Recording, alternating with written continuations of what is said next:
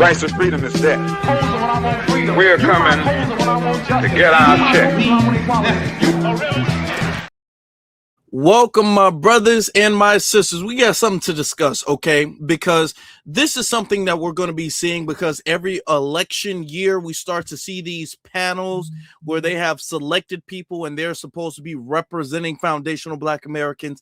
And it is my responsibility, okay? This is my job. This is my duty to make sure that the community is informed about their tactics, okay? Informed about the fact that these people do not represent us, okay? They're all shills.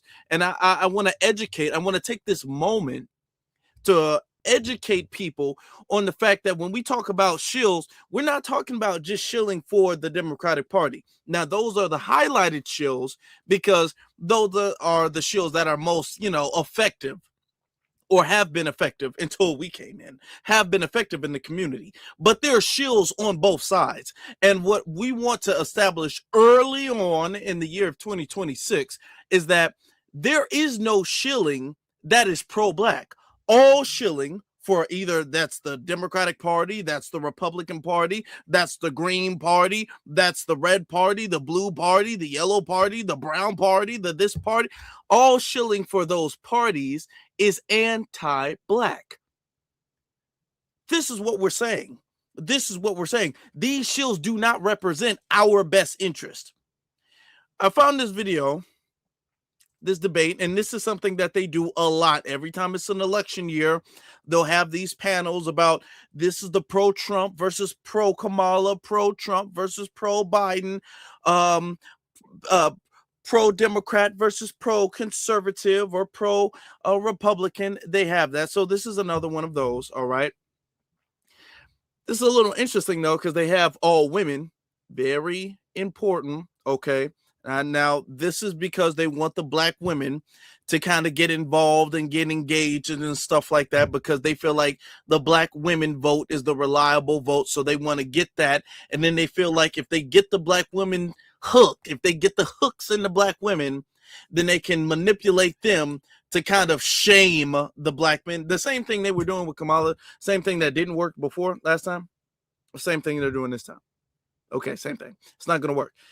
Now, I took a lot of time to edit this, because normally when you take clips like this from YouTube, normally it's copyright flooded. It is flooded with copyright stuff. So I took a lot of time to make sure that this stuff was edited, so this stuff is not, this channel is protected under the guise of fair use, because everything that we do is fair use, y'all. It's all fair use. Okay, can we say fair use? Okay, let's say fair use. Okay, I would ask you guys to say use the initials fair use. You know what I'm saying? But that's, I don't think that would be appropriate for the chat room. But everything is fair use. If everything we do, family, just before we start, if everything we do is fair use, let YouTube know by putting the 100 emoji in the chat room. Put the 100 emoji in the chat room so we can establish to YouTube that everything we do is fair use. Now, going to get started, because there's some things we got to discuss, because not only are we going to debunk stuff, I also want to say that there's some points where the right and the left are right. Okay? Can we get that? Can we get that? And what we have in the community is we have too many people who feel as if one side has to be right all the time. And that side cannot be criticized, cannot be corrected, can damn sure not be demonized. So we have to back a side instead of backing our own side. Okay? That's the whole premise of this video, this live. I want us to back our own side. I don't want us to be loyal to any side except our own side. That's the whole thing. Okay. Now, let's get started.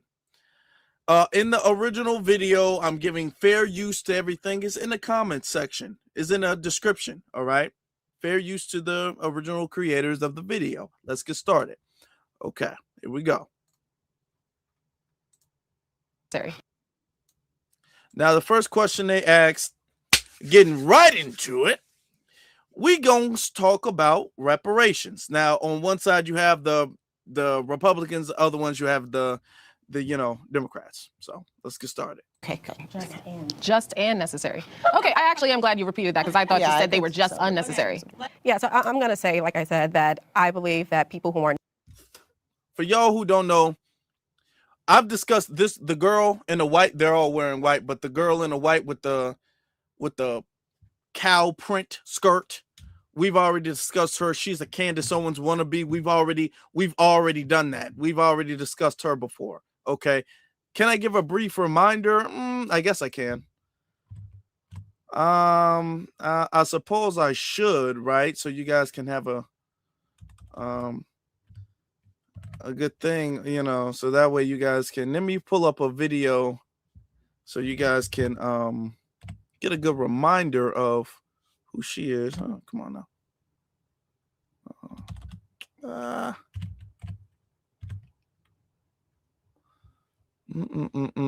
Where is she at? Oh,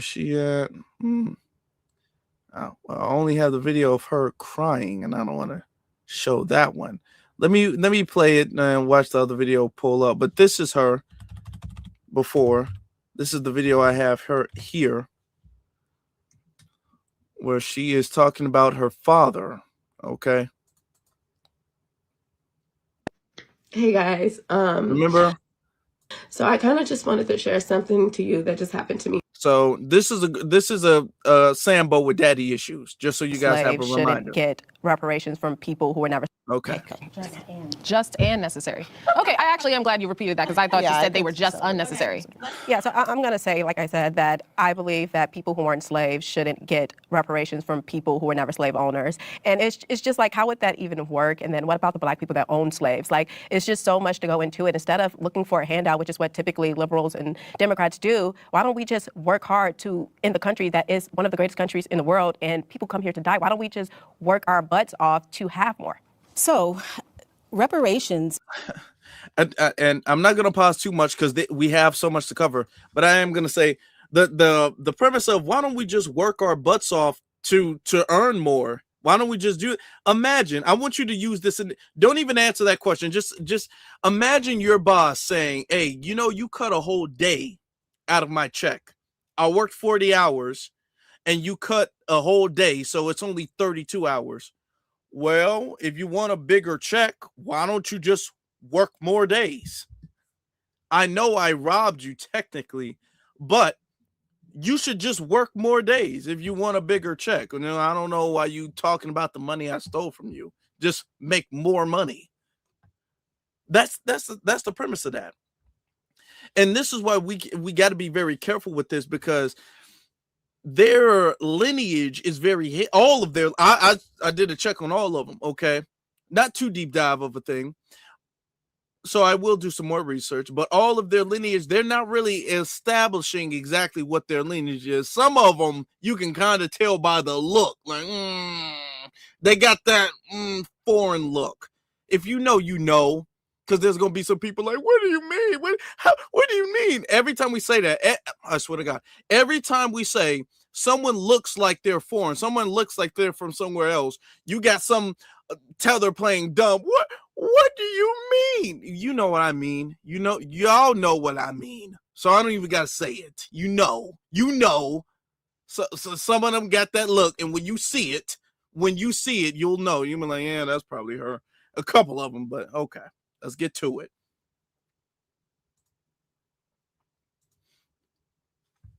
We're not talking about just black folks, because Japanese received reparations after World War II.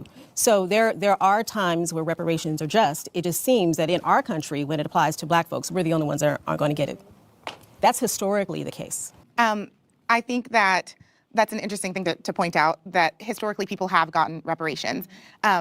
Slavery was messy, and as was mentioned, there were white slave owners. There were black people who owned slaves as well. There were white indentured servants from Ireland and Italy. There were people who came to this country as free blacks from the very beginning. How would you do it? And this is a direct question that I would love for one of you to answer. How would we repair through reparations in a way that is fair and just? Okay, the whole slavery was messy. That is incredibly disrespectful and belittling.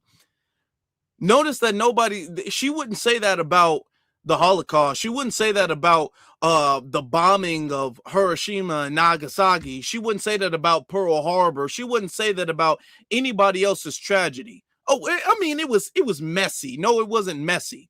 Okay. Let me also get this out the way. The whole black people, y'all own slaves too. No. Okay. We're not even going to go with that argument, because the only slaves that were here were foundational Black Americans. So the slave owners that were foundational Black Americans, they only owned their family members or owned people so they can somewhat be free. Because as a Black person, even if you were able to get your freedom, you were not able to extend freedom to other slaves. You weren't able to, if you had your freedom papers, you weren't able to give your other family members freedom papers. So the only thing that you could do legally is to buy them, and then they would be able to live somewhat of a free life, because if they were bought and owned by somebody, another slave owner wasn't able to pick them up and say, well, you're my slave now, because technically they belong to somebody else. As messed up as that is the reality.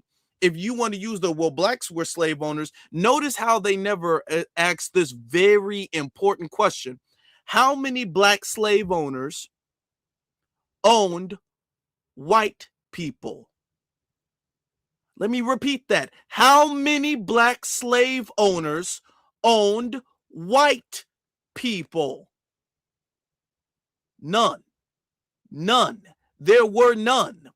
There was not a Black person who owned a white person, but there was a lot of white people who owned Black people. So that proves the point that slavery, because when they bring that up, they try to make it seem as if slavery was not a racial thing, and it was just a thing of, if you were rich, you had slaves, and if you weren't, that's what it was. No, because there was very poor white people here. They were not slaves. Even when they bring up indentured service, they were not slaves either. And then when they got out of their indentured servitude contracts, they wound up owning slaves. All right. Which is why a lot of FBA, you will find FBA who have Irish last names because of that. So that just completely defeats the whole, well, Blacks own slaves too. That's a mute argument. All right. If you know the history of that. Let's continue. If I can just add, and also, what do you do with biracial people? With people of lineage of both sides? Okay. First and foremost, we're not getting anything. I just want to make sure that we're clear. We're not. But that's probably true. Now, she's on the liberal side. First off, we're not getting anything. I did a little bit of digging, y'all. She's married to a white man. So she might not be that invested in reparations. And it might be another reason she's not invested in reparations. But I'm actually a little glad she said it, because this proves that reparations is really not a Democrat argument. It's really not a left talking point, because neither the right or the left really support reparations like that.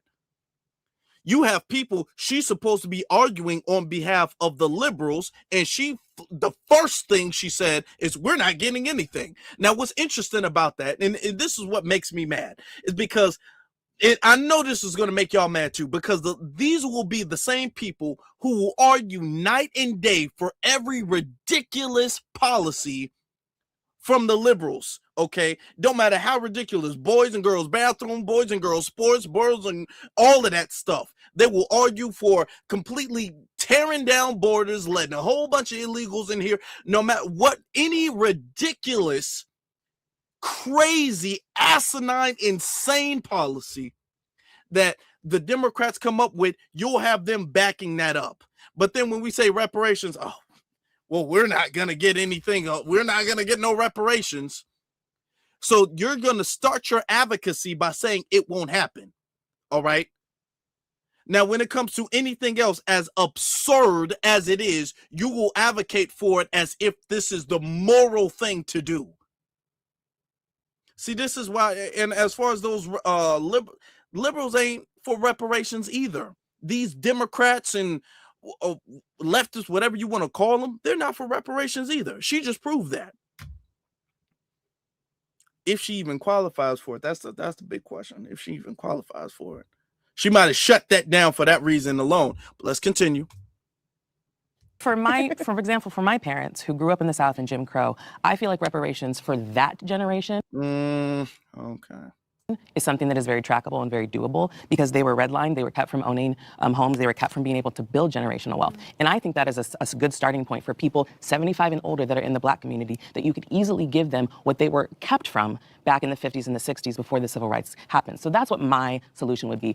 Trying to track it back to slavery, yes, it should have happened because slave owners did get reparations, but the Black community that were enslaved did not. So if we're going to look at some way to try to give repair, I think starting with the people that suffered through the Jim Crow would probably be the best and most easiest and just way to do that. Can I just say? No. And this is another talking point. And I want you guys to understand this year, I guarantee you guys, you're going, mark my words, you're going to see a lot of different panels and stuff like this because they do this every election to control the conversation around Black politics. So they have this back and forth, these stage selected back and forths between people. When they talk about reparations, they'll be all like, okay, well, we should have reparations for Jim Crow and redlining and things of the sort. Listen, let me tell you my opinion on that. I 100% agree. Believe we need reparations on those things. Let me get this off the screen so I can really connect with you. We deserve reparations for Jim Crow. We deserve reparations for redlining. We deserve reparations for the Highway Act. We deserve reparations for all of those things. However, what we are doing, we're on a mission. We are on a mission. Very, very important. So we need to follow certain steps. There is a procedure in order to get certain things done correctly. All right. If we go and say, you know what, since slavery is out of the picture, we can throw that out. And then what we can have is a conversation about Jim Crow and all of this and all of that. Well, that now opens the gate. And then they say, well, technically you had some Hispanics that went through redlining too. So if you're going to give reparations for redlining, it can't just be your lineage because your lineage wasn't the only people who experienced redlining then. Okay. Well, technically, I mean, Asians were restricted from certain places. So technically Asians would qualify. If we're going to do that, that breaks the seal of lineage. The seal of lineage. This is why reparations, why our mission and what we're doing has gotten so far is because our seal is unbreakable, because we are the only people who have been enslaved in this country. And we keep the conversation there about those people and their descendants. If we break that seal, anybody and their mama get to come up and say, well, technically, well, I had an Asian family and he was a family member and he was here since the 1930s. And technically he was discriminated from buying this land or he was segregated. So technically he's able to get, no, absolutely not. It's a possibility that our ancestors would be able to obtain, or not us, or we would be able to obtain that. If we set the precedent must be set from slavery and the descendants and the legacy of that. We are the legacy of the survivors of chattel slavery. If we skip that part, if we fast forward, even if we fast forward just to Jim Crow, not even to the 60s, okay, because she's only talking about living descendants who experienced stuff. Even if we fast forward towards Jim Crow or whatever the case is, you have broken the seal. There's a crack in the damn base. There's a crack in the vault here. You just cracked it. Now you got other things. When you crack a glass, a cup, you got water pouring through. Once you crack this seal, now you're going to have other groups of people coming in. Okay. And then it's going to be, well, you can't, well, it's not about slave descendants anymore. It's not about that. So you guys aren't the only people who can qualify. And you see how easy years and years and years of work is just gone. It would just be gone. And we wouldn't get anything. So absolutely not. We cannot do that. What we're doing is working. And this is why they want us to change what we're doing. All right.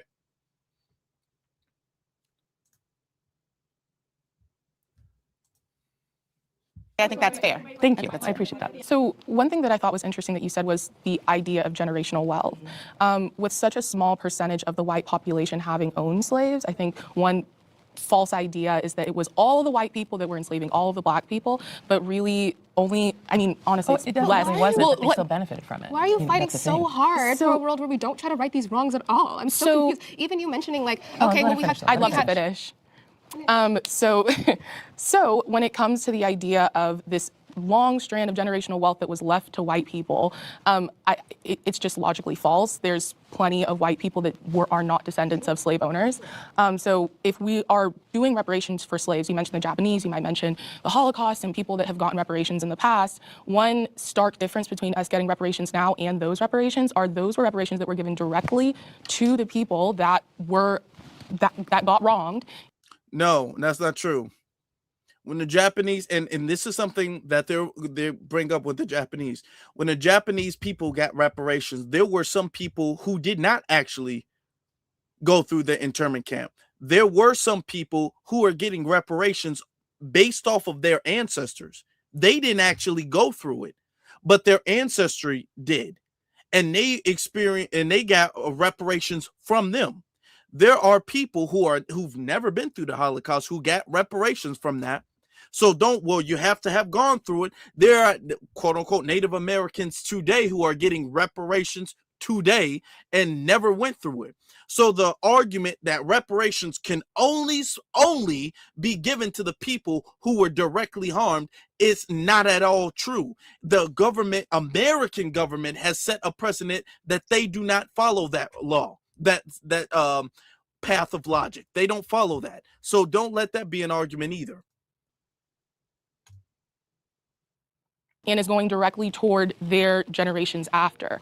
I really want to ask how you think it would work out genealogically, how we would trace down who is a descendant of slaves, and also how it would work as far as payment. Because blacks have been paying taxes all of this time. Would it essentially be blacks paying themselves back? Well, it's and what then I said also, with Jim Crow. that's probably what I would do, and to be honest. I also want to ask as well, how exactly, and I'll be honest, how exactly you see all black people getting a $50,000 check after we determine who gets it, right? After we hire on all, we're talking about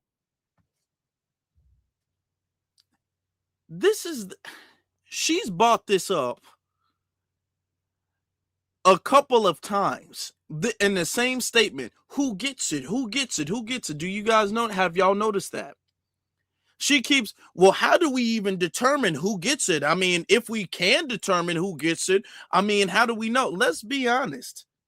The who gets it is pretty obvious. It's obvious, and we got to keep saying it. The people who try to make it seem as if figuring out who is a descendant of American chattel slavery are tethers. 9 times out of 10.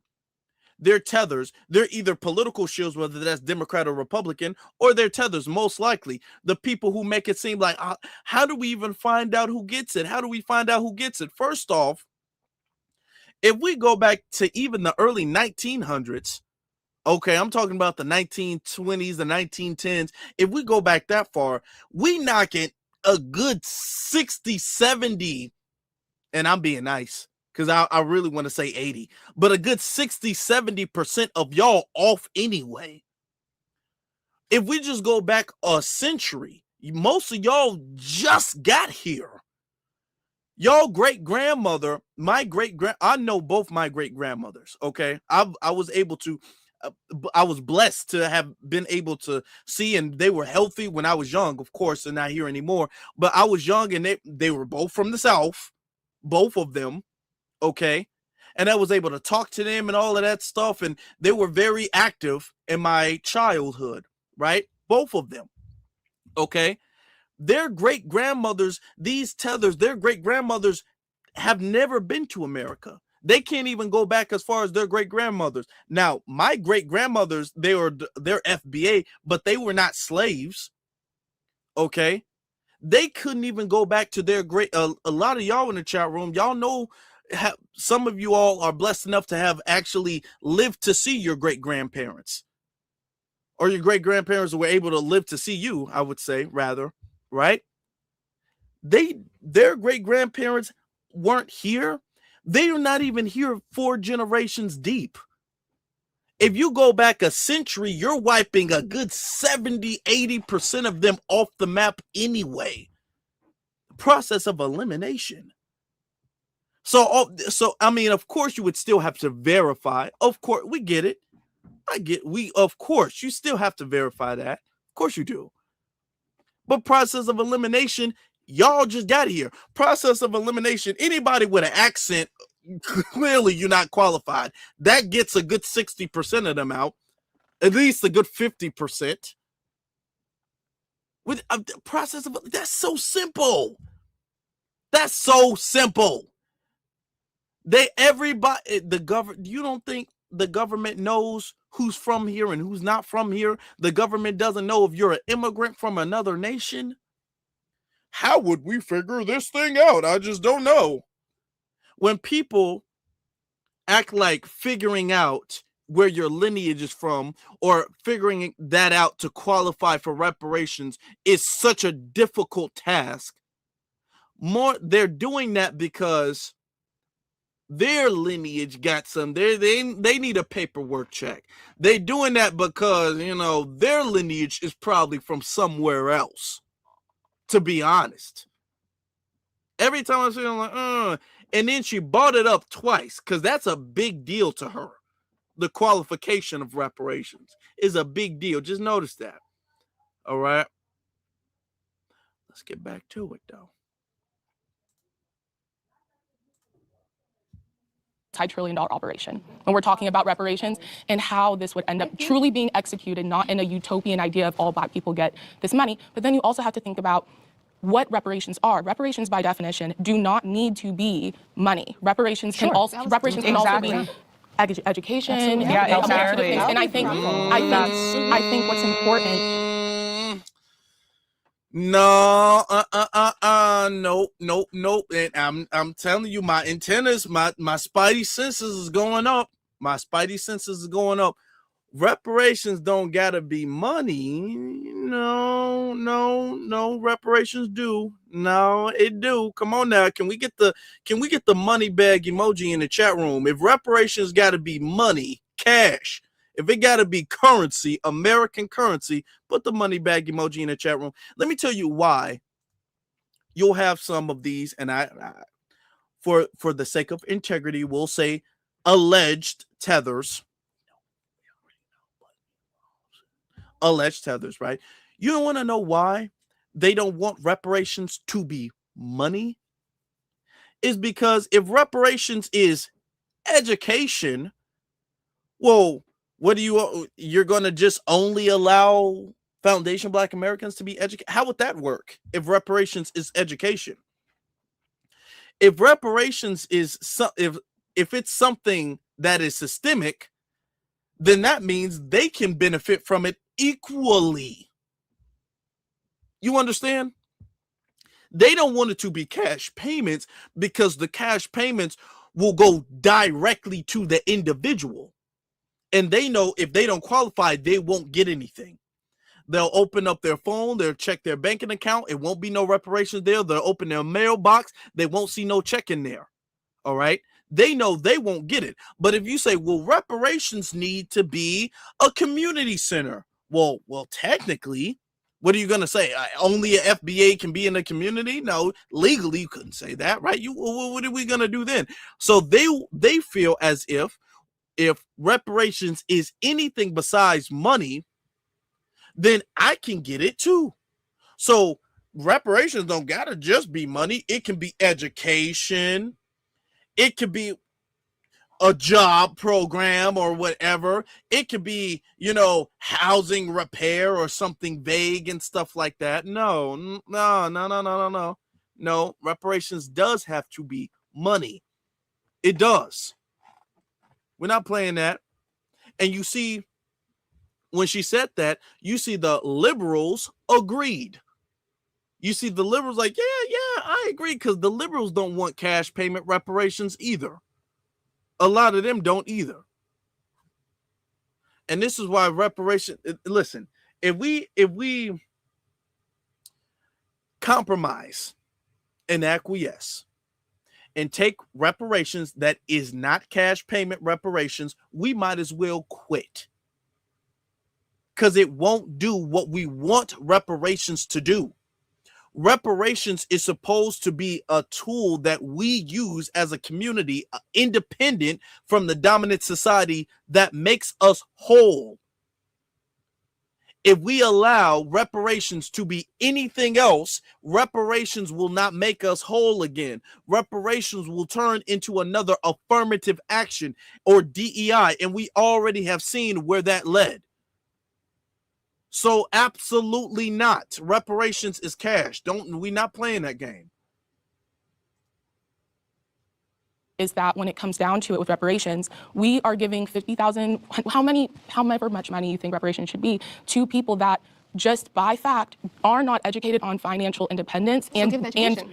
Okay, education is perfectly fine with me, but I think when we have to figure out if you want education to be a precursor to finances, we'd have to invest very dramatically. I think the Jim Crow. No, okay. And here's the whole thing. Black people don't know how to spend their money. Black people don't know how to spend their money. Listen. That ain't got nothing to do with us being owed anything. Okay? They don't do that with nobody else. And this, to be honest with you, I'm gonna tell something that's I'm gonna get this completely off the screen. Let me take this break. Right? I want to know, and now some of y'all may agree, some of you all may not agree, and that's fine. If you agree, you agree. If you disagree, you disagree. I think, honestly, that there's a large percentage, not all, of course, not all of any community, but there's a large enough percentage of Black Americans, foundational Black Americans, that are financially literate. I don't at all think that I don't think majority of us are financially illiterate. I don't think so. I don't think we would have been able to survive in this country if most of us were financially illiterate, because most of us, contrary to popular belief, most FBA are not in poverty. Dun, dun, dun. I know that's a surprise to some people. Their eyes are falling out of their head. Yes, most Black people are not in poverty. Most of us are not living in the ghetto, in the hood, with roaches crawling in all over the walls and stuff. Most of us are able to budget. Okay. Most of us are able to put something in savings, whether it's not much or not. Okay. We do have financial literacy, which is why we're able to keep our head above water despite our setbacks. I feel that the fact that we've been sabotaged so much and we're still able to keep our head above water, that is proof. That is proof that we are financially literate. At least a solid chunk of us are. Now, of course, are you going to have some knuckleheads who can't save nothing? Are you going to have some knuckleheads who don't know how to budget? Yeah. Okay. There's not a single community, a single one, who everybody is super financially literate. Nobody. But as a collective, I feel like we are, because that's a survival instinct that we've had to develop. We've had to develop that survival instinct more than everybody else. The reason why you're seeing such economic kind of hardship in the community right now is because of the fact that the dollar does not stay in the community as long as other communities in comparison to other communities. However, as much as that is a fact, it is unfortunate. However, what you have to do is you have to consider the history and the context of the fact that the dollar circulating in the Black community has been sabotaged. It was not sabotaged for the Asian community. Okay, we had Tulsa, Oklahomas that were bombed. We had Black Wall Streets that were sabotaged, flooded, bombed, destroyed. Chinatown, left alone. Leave them alone. Black communities, not a business or two. I'm talking about an entire community destroyed, if not stolen. Didn't happen to the Hispanics. Didn't happen to the Asians. And there has been things set in place that prevent us from being able to rebuild that. And still, despite all of those things, we, you and me, and all of us together are still able to keep our heads above water. If that's not proof of financial literacy, tell me who is more financially literate than us. If we're able to, because they're not going through what we're going through and we're able to survive. So tell me who is more financially literate, because you got all of these people who got advantages. You talk about us getting handouts. They're the ones getting the real handouts, and they're not doing that much better than us. Now, will you sabotage? Yes. I'm going to be honest, is there room for improvement? Of course. Of course there is. There's room for improvement. But the narrative that, man, Black people are financially illiterate, that gives that like we're primitive people who be all like, $1, oh my God, $1, oh my God. Where's the closest Nike store? Like, no, that stereotypical thing where you think we're going to get grills in our teeth. No. There will be some. And hell, if you want to buy some grills, go ahead. If you want to buy a Rolex, go ahead. You want to buy some Nike, you want to buy a Cadillac, go ahead. It's your money. You can do whatever you want to do. You can do whatever you want to do. But I know there's going to be a solid chunk of us who won't do that, who will prioritize the empowerment of the community. I know it. So, because it's been done before. So that argument that, yeah, it is, no. No. I don't even like when people say that, like we stupid or primitive. Idea is perfect because, like, my husband and I, both of our grandfathers were in Korea, and when they came back from Korea, they had very starkly different experiences. One was able to get a job, one wasn't, right? One had GI benefits, one didn't. And is there a Black man and oh yeah, my husband is white. So what is all with these liberal women? I'm sorry, I know I just paused it, but what is up with all of these liberal women with liberal Black women with? And I'm saying we don't know their lineage, but what is it? Is that like a qualifier to be in the Democratic Party? You got to have a white husband. I mean, we see Ketanji Brown Jackson, Kamala Harris, even though she's not really Black, but she's not Black, but they were saying it. I mean, that one girl, and it, like, do y'all have to have like a white master to get in the club? Like, why y'all got to be mammies? I'm not saying the conservatives are any different. I mean, we see Candace Owens, but like, you know what I'm saying? What y'all? The only way y'all can get a platform is if y'all have a white husband. Is that what it is? Okay, hold on. Let me get to some of these super chats. Ahmad Miss Nisi says, "Happy New Year, Afro Elite, FBA Warrior." Thank you very much. Happy New Year to you too, beloved Ahmad Miss Nisi. Dakota Jenkins says, "The mistake our ancestors from the 60s and up made is being loyal blindly to a party over policy. Democrats/Republicans are two sides of the same coin. Yes, the loyalty needs to be to the community and the benefits of the community. And we need to be flexible and be able to shift wherever our interest best lies, right? Then he continues to say, Jim Clyburn literally ran from FBAs at the picnic who asked about reparations, but he gave a speech supporting the Red Native tribe getting restitution. Yeah, they will. They will get up there. They will stomp and be mad and throw a fit and damn near get kicked out of chambers when it comes to any and everybody and everything else but us. Everything else, okay? They will sit up there and hoop and holler if they want just a free ice cream day. If they wanted a national free ice cream day, they will pull fire alarms. They will have sit-ins. They will go to jail. They will anything and everything. When it comes to reparations for us, it's like, well, I mean, we'll see if we can get the votes next year. Not this year. Don't even ask this year anymore. Let's see next year if we can get the votes to study, and, you know. Like they oh boy, they don't want to touch that subject. Oh, they don't want to touch that subject. Getting back to these mammies and tethers over here.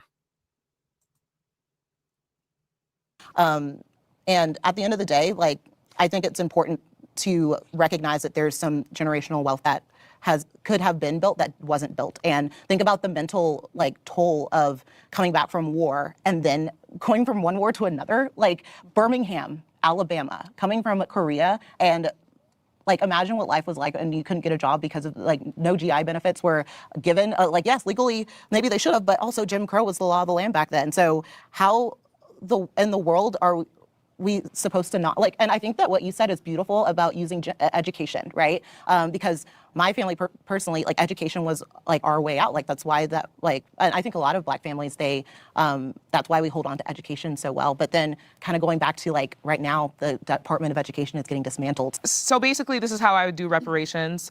I think that a way not to burden taxpayers would be to sort of do it like how Native Americans get free college, which is they have to submit their own lineage. You have to trace your own lineage yourself, submit it. And then I think there's a certain period, I don't know the amount of years, that we should not pay taxes, just straight up. We have contributed so much to this country, or at least our ancestors did. We should get that leg up. I went to the University of Alabama. I'm from Atlanta. I've seen so many white people benefit directly from slavery to this day.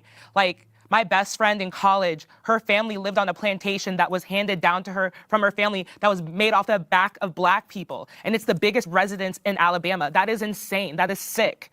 We deserve for our ancestors to be treated with the respect, to just like be paid for their labor. That's it.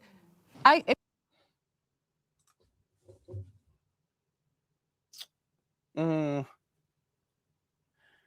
I ask you a question?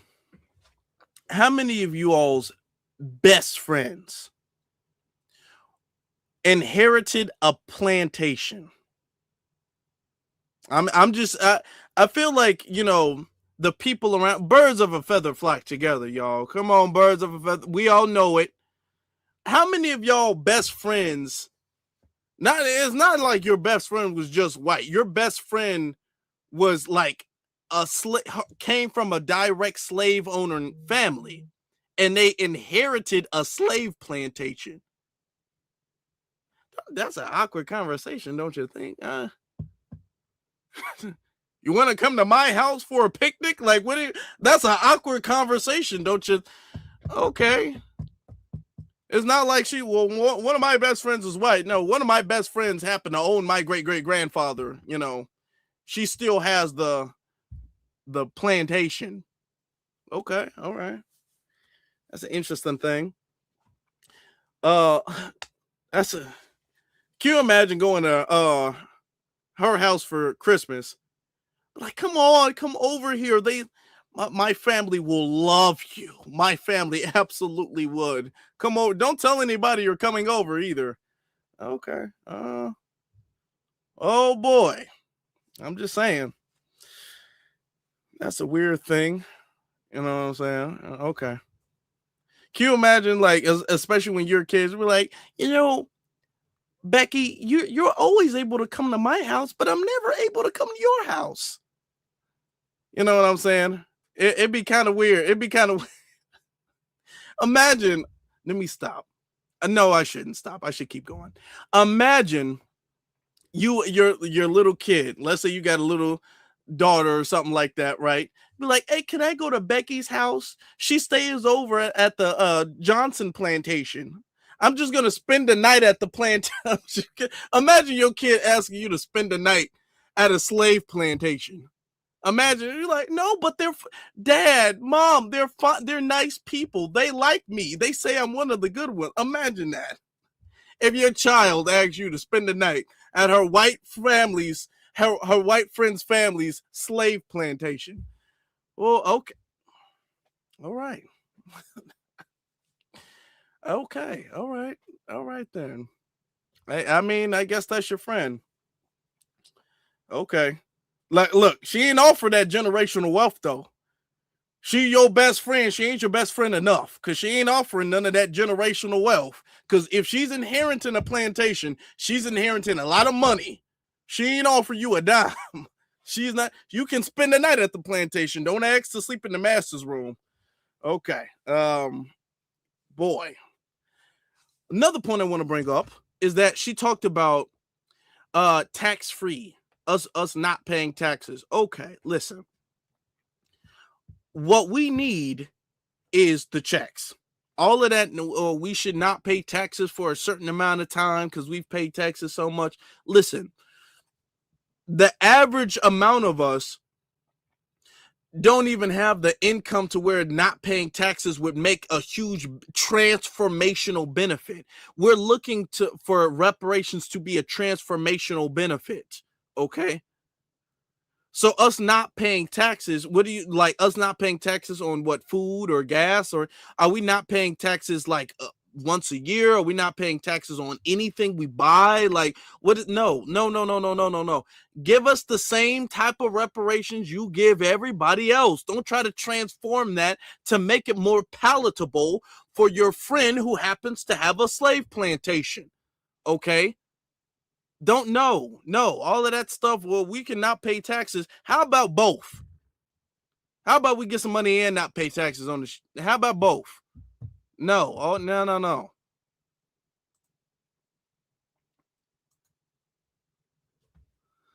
If I can just interject really quickly, because I actually did hold my hand up. Yes, I think that reparations should be given. There's two reasons I believe that. One, it was promised, right? Yes. Flat out, it was promised. Go ahead and do it. Two, I know that it would be the biggest bump to the United States economy that we've ever seen because black people do not know how to manage their money. And that is a fact. Americans so don't hold either. on. I'll finish what I'm saying. I'm not just saying, look, we're a bunch of black women, so when I say black people, I'm worried about black people. I don't care what other Americans are doing. I'm talking about black people in a space that's about black people right now.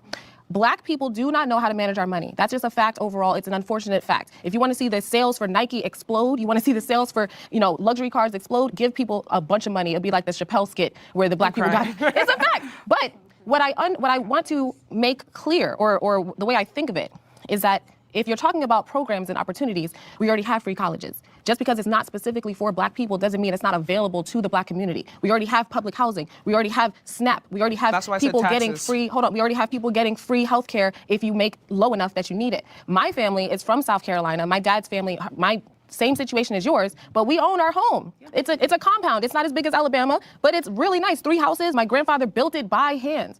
There is a space in people's minds right now that says, I'm a victim and I need help. There's some people that literally just believe I need help and therefore I must wait for the help to show up. And then there's other people that say, I need my life to be better, and they go out and get it and make it happen for themselves. And I think that when we keep begging for reparations, instead of just saying, like you said, it's never gonna happen, it's never gonna happen, so move on. There's Okay.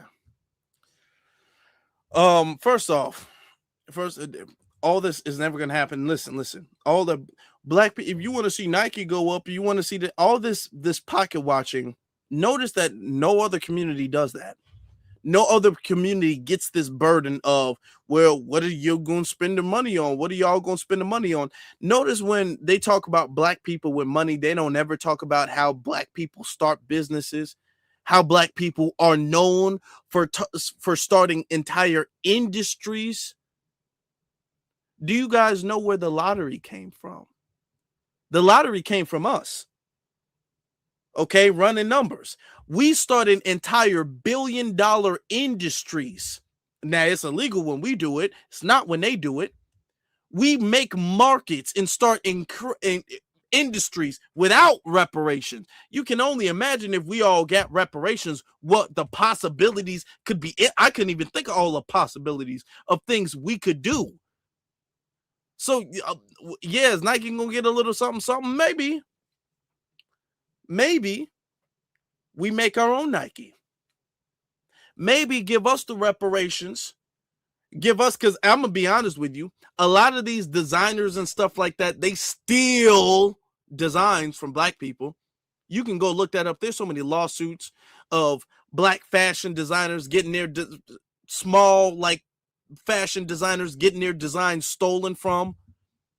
Where a woman to make a dress, she make a design for a dress. Next thing you know, you see that on what's on Sheen or Shine or whatever the case is, one of those things. They steal our designs, they steal our concepts all of the time, any damn way.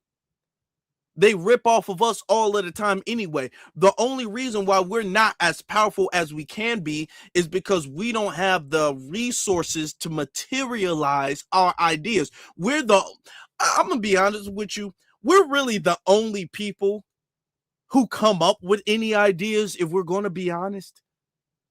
Can we tell the truth? Can I tell the truth to you guys? We are the only people who even come up with ideas. Who else comes up with ideas? We're always innovating. We're always creating something new or making something fresh or bringing something back. This is why we're always being watched. Okay? Nobody else can do anything else. Let's just look at music. Let's look at the music genres. All of them are us. American music is our music, even though we don't get credit for it. Name, if I'm wrong, prove me wrong with this. Name a music genre in America today that is relevant, that people listen to, that people buy, that didn't come from us. Name one. Name one. Because rap, we all know that came from us. R&B, that came from us. Funk music came from us. Disco came from us. Rock and roll came from us. Country music came from us. Gospel music came from us. Jazz music came from us. Blues music. Everything you can name of that gets listened to in America today came from us. American music. We're the ones who create everything. We're the ones who think of everything. We think of everything. It's just that back in the day, when they were the ones who had with segregation, they were the only people who had the radio stations and the equipment and the resources to monetize our work. Go look up, there's documentaries and YouTube videos all you want to. I can't play any right here, but you can go look that up of how Elvis used to sing our songs that were already for black people, but Elvis, because Elvis was white and he was marketable, he was able to go on radio stations that black people weren't able to go on during that time. Okay? So he was able to sing songs that we already made. Okay? We're the ones who created stuff. The whole "you ain't nothing but a hound dog," that's us. We did that before Elvis. Even the little kick, you can't see me kicking, but even the little kick thing he did, that came from us. Everything we done. All we need is the resources to be able to make what our ideas reality. So Nike, Adidas, whatever, y'all might have some competition. When you guys are not, because right now you guys really have the market cornered. But now when it's a more open, when people can get their own factory, okay, and people can get their own merchandise and materials and stuff like that, and people get to make their own designs for their own shoes and things. When people get to do that and then sell direct to consumer and all that, I don't know, Nike might have an issue because Nike relies on us. So if all we got to do is be ahead of the curve when it comes to Nike, Who knows? So yeah, Nike might blow up, but Nike might get bankrupt. We can do it. We can do it. We can do it. Let's not lie. Come on now. Yeah, if somebody talk about Jordan, the only reason, and let me say this too, the only reason Nike is what Nike is today is because of Michael Jordan. There are documentaries on this, so please nobody tell me I'm lying. Please nobody tell me I'm lying. I don't think so. There are documentaries on that. Okay. And this was during the time that Nike was losing to Adidas, and Adidas was only got put on because of FBA too. FBA had to put Adidas on, and then FBA had to put Nike on. So imagine that. And then we got our athletes running in our shoes. Most of these shoes now, the only reason Nike is relevant now is because they sell shoes of FBA athletes. So you got the Michael Jordans or the Kobe's or the LeBrons. They sell shoes of our athletes. Imagine if we had our athletes from our culture wearing our shoes. Nike wouldn't be nothing. Nike would be destroyed overnight. Okay? If you had an athlete or a rapper or something, Kanye's already made his shoes. Now, I think his shoes are ugly, but that's besides the point. That's besides the point. Okay. I think so personally, but besides the point. Look how much money, billions of dollars. Okay. He made Adidas. Imagine if Kanye or somebody else were able to take that and put it into a foundational Black American owned shoe distributor or something of the sort. And then it wouldn't just be Kanye. Imagine if Kanye did that. Imagine if LeBron James did that. Just imagine if all of these designers and stuff like that, if every FBA design, or not even every, half, 40%, 30%, that's a huge part of the market. New designs and all that stuff, they would be done. It's over. That's over. And it wouldn't take long either. It would not take long. So this is why I want you guys to understand. I want us all to understand. This is why they don't want us to get the cash reparations. We can get education all we want to, because that's not threatening to their power. We can get reparations. I mean, as long as it's education. But give us some resources. Let us be able to materialize our ideas, be able to market our ideas, okay? Create new concepts, okay? Be able to rely on self. Oh, it's over with for everybody. Companies know that. These companies make billions of dollars. They don't want you to do what they can do. That's how they make their money, by being the only people who can do it. If you can do it, I'm not going to make no money. Stock's going to drop. People going to start pulling out. People going to start going to you. No, I don't want you to do that. Why would I want that? Why would Nike want us to get reparations? Why would Adidas want us to get reparations? I want you to think it's not just the government. It's not just the people. Everybody. Nobody wants us to get reparations. You think these record labels want us to get reparations and we can open up and run and operate our own record labels? You think that? Oh, no. Tubi, which is not Black owned, but Tubi is pretty much known for Black independent films and projects. Small budgets. Imagine if we had Netflix budgets, Disney budgets for projects and films and things of the sort. Imagine that. Imagine if instead of being able to budget with $100,000, imagine if collectively we were able to put $10 million into a film. Just 10 million. Okay, which nowadays isn't that much, but imagine if we did that, because we can make blockbuster hits with half of that. Imagine if we did that, and then people bought it, and then we made a sequel, and that's a franchise. and that's a TV show and that's a spinoff, and that, do you know that would be a disaster for them? They're coming out with new Avengers movies. There's about to be a new Avengers movie this year. The only reason that there is an Avengers movies, Iron Man, Captain America, all of these people, is because of Blade, Wesley Snipes. Okay, a FBA brother, Wesley Snipes. Because Marvel was drowning. Marvel was sinking. They don't want to give him his credit. But it was Blade that made people go to the movies and stuff like that. And that Blade was the one who launched those Marvel movies, because those Marvel movies was tanking. After Blade, then came the X-Men and the Spider-Man and all of this stuff.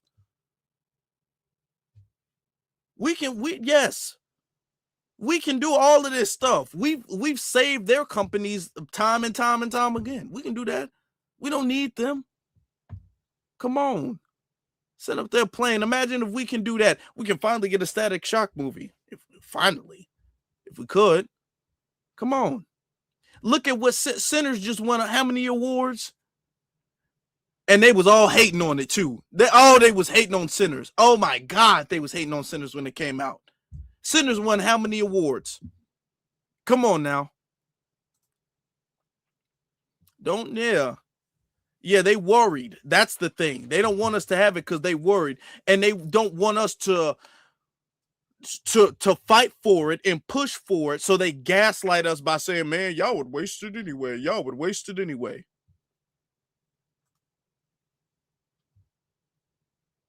Every other opportunity in front of you. There's every avenue to better yourself and make a better way for your family down the line. Focus on that instead of begging the government to do something that they clearly don't want to do. It's a moral issue at this point. It's not even like begging the government. It's just like reminding, dude, you owe us. Black on black crime is as a result of underinvestment and over-policing.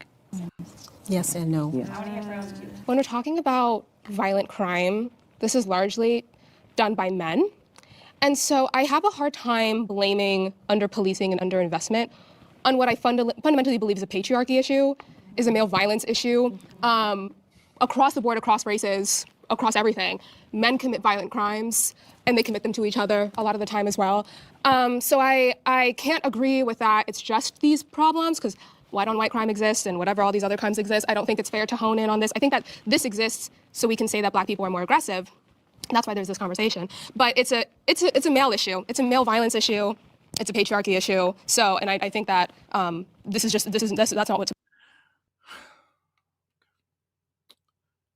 Okay. Oh boy. Now, oh boy. Hold on. Can I breathe? Hold on. When they talk about,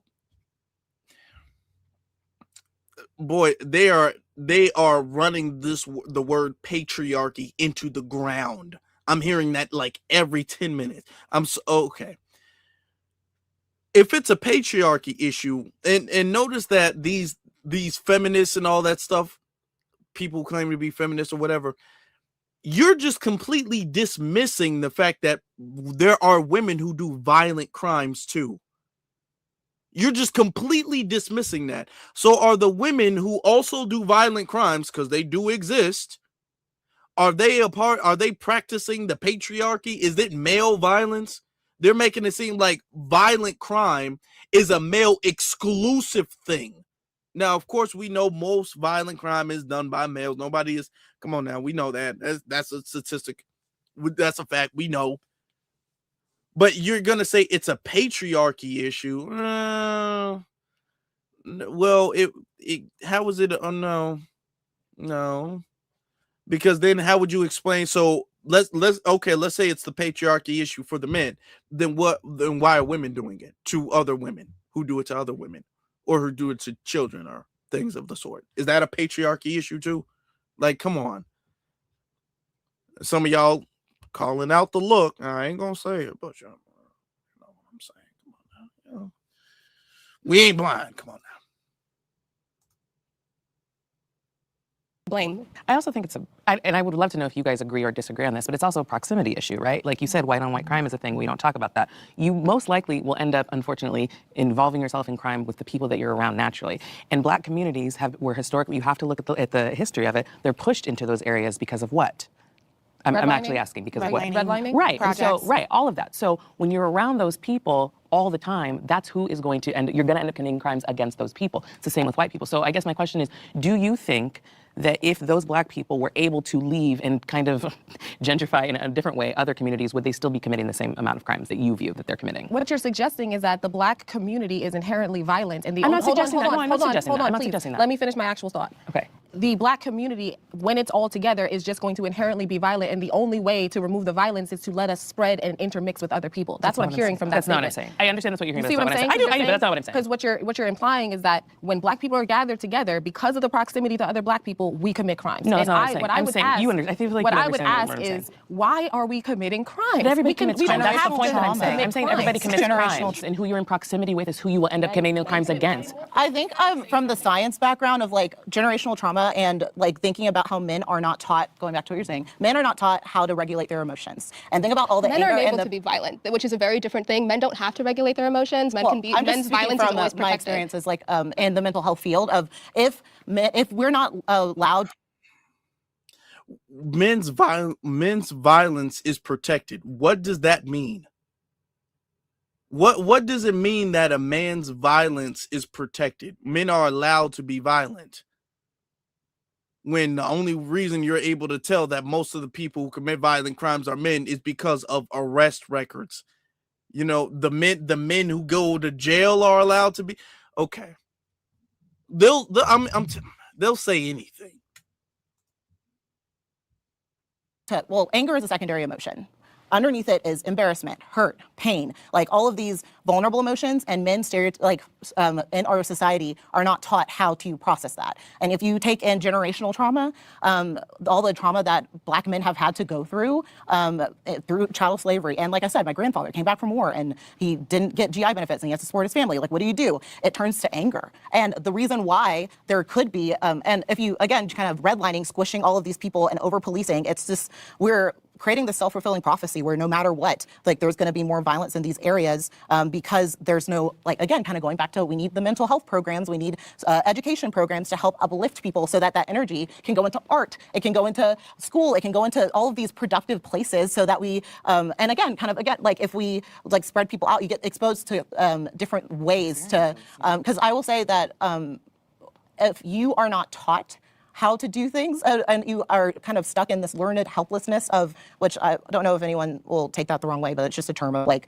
you feel like there's no, like, kind of like we feel like with the two-party system of like, if you say like, there's no way that I'm gonna get out of this, that is a mental health issue of saying like, hey, there's another way to express anger, there's another way to process this other than picking up a gun and shooting at each other. So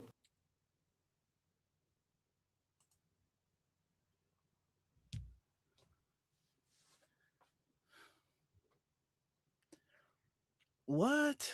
What was that? What was that? Okay. And I want y'all to understand that right there is the reason there is not a single man on the panel on either side. They're talking about they're speaking on men and men's mental health and the trauma that we've got from slavery and how we're not taught to regulate our emotions and our violence is protected and this is why we pick up guns and shoot each other. Okay. Oh my God. This is why the men, if you're going to talk about this and you're going to talk about men, I think men should be in the room. Boy, she didn't know what she was saying. I don't, man, come on. Listen, there's no black on black crime. There's no black crime. There's crime. Okay? Nobody is doing the crime because the person is black. Okay? If you're robbing somebody, you sticking somebody up, you're not doing it because he's black. You're not saying, oh, I'm a jump in his car because he's black. You're jumping in the car because there's a car available. Because you see an opportunity. All right. You're beefing with somebody, not because he's black, because, you know, you guys got rivalries going on, not because they're black. The same way they don't do that with the white community, the same way they don't do that with the Hispanic community or the Asian community or any other community. They don't call those things that on that crime. It's only black people where it's some pathologized thing where, how could you do this to each other? Yeah, because, you know, we all live together.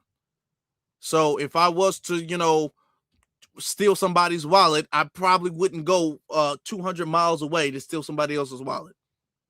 It'd probably be the person in a couple neighborhoods down. That's why. It's not that complicated. It's really not. Which is why you see in nicer, well-to-do black neighborhoods, which they don't even acknowledge exist, nicer, well-to-do black neighborhoods, you don't see a lot of crime. You only see the crime in like, or not only, but you see the crime mainly in like the ghetto parts of the community, the poorer parts of the community, the disinvested parts of the community. That's where you see most of the crime, which is the same way when you go to the meth community, the white community. It's the same thing. All of this, well, you got to understand because of the DNA and the trauma in the DNA, because when he get whipped and everything like that, he hear that crack.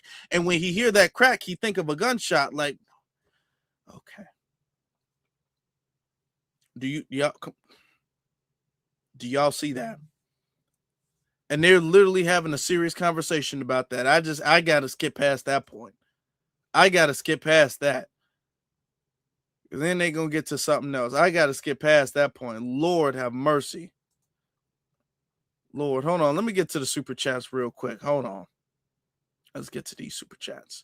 Tell it like it is. He says, the fact that we've historically been able to stay standing even in our degraded state, yeah, that's true, proves that we are superior when it comes to financial literacy. See, that's the thing. The fact that all 100% of us are not completely poor, broke as a joke, proves financial literacy. The fact that we have so many foundational Black American brothers and sisters who are poor and make it out of that, okay? Who were at a certain point living at a Section 8 house and were able to make it out of that. Were able to climb up the ranks when it comes to their career or education, savings, and all of that, and be able to afford a house. That proves that, okay? That proves that right there. We got some trolls in the chat room. I appreciate the mods being on it. Okay. Oh, man. Troll was in here deep. It's all right. Yeah, that proves that. Okay. Align Feminine sends a super sticker. Thank you so very much. I appreciate you very much. And then trying to see the good in her, he sends a super sticker. Thank y'all. Thank you very much, my brother. I appreciate you. And then what's this? Cassius says abortion is the most violent crime in the community. And let me be honest, which one of the parties support that? In particular, foundational Black Americans doing it, because they don't want the immigrants doing it. They want us to do it. Think about that. Let's do our research on Margaret Sanger and what she used to say. Let's talk about it. I mean, it's an agenda if it's only pushed on a certain community, don't you think? Because we have a culture issue. I think it goes further back. It probably does go further back, but I think that is a pin that we can put in history where we were incentivized for not having a father at home, and now it became Black culture to not have a father at home. And we went from 85% two-parent households to about 20%. Okay, let me see. They're teaching you these are all things that you fundamentally need to feel like the things that I need to feel secure, my access to housing, to food, to healthcare, all of that needs to be. In reality, to say that Black on Black crime or this and that are somebody else's fault isn't.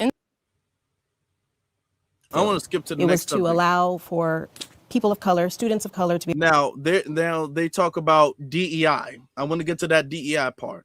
Let's not we can So get we into don't- all of the things, but in reality, to say that black on black crime or this and that or somebody else's fault is an insult to the intelligence of the black community. And to say that fatherlessness is not important. I'm a single mother myself. But who's making those arguments? Yeah, no one's saying that it's not. Yeah, I'm not saying we it's not need a to problem. empower people to be able to But you're reach saying their black own. on black. to You're depend on saying the everything system. is somebody No, else we is need to doing it empower too people and to be able to causing do it us. themselves. I believe in the black community enough to know that we have the ability to make things better for ourselves, and it starts with accountability and not pointing the finger. Affirmative action and DEI help more than they harm black people. Yeah, so I think from what I'm observing, I'm probably the oldest person in the room because I'm in my early 50s. And I remember very, very vividly when affirmative action first kind of took hold in the early 90s and, opened up Pell Grants to communities. And the intention, of course, was to equal the playing field. It was to allow for people of color, students of color, to be able to enter into programs, to receive funding and scholarships on the same level that the wealthy. Students of color, people of color. It was there for people of color. Okay. Just okay. That's not what it was set up for. It turned into that, which is why we don't use that. It turned into that. The communities were. That's where it was founded. So the objective now whether or not it has kind of swung, because of course every system has imbalances, right? Like, okay, so if it's benefited these folks for this season, it may dismember someone over here. We understand that because there's no system that is perfect. But in this case, I mean, the removal of DEI in this climate has just been gross to me. To sit and watch all of that dismantle, I don't understand how anyone, not just black folks, but really white Americans also, but I don't understand if you are a person of color, how you can support Person of color again. a party that is dismantling something that took, 4 generations to build. I have two I don't points that I understand would that at love all. to talk about. Number one is, being that you have a memory of when this all started, my question is, was DEI and affirmative action, even if you support it from the beginning, always meant to be forever? And if it worked, wouldn't diverse leaders be hiring and admitting people diversely at this point? If affirmative action has done its job and we have hired the right people who have gotten into positions of power, who are on the boards and who are, in these universities and institutions, why aren't diverse people in leadership hiring diversely? And my second one is when, sorry, I lost my point. So Why let aren't me those- answer that okay, question. Answer that first. Yeah, so a real easy way to answer that is to ask one of the 300,000 black women who just lost their jobs. Because those opportunities were not available to my mother's generation. So those folks are now, like, they're the young boomers, the Gen Xers. Those are the executives that were just laid off in swarms in the last. I can answer that question better, right? The question is, well, if affirmative action and DEI and all that stuff was working, why aren't black people able to hire other black people? Well, the thing is because affirmative action and all of that was designed to be a counterbalance to the employment. But the thing is that was supposed to be done simultaneously with us trying to empower our own community.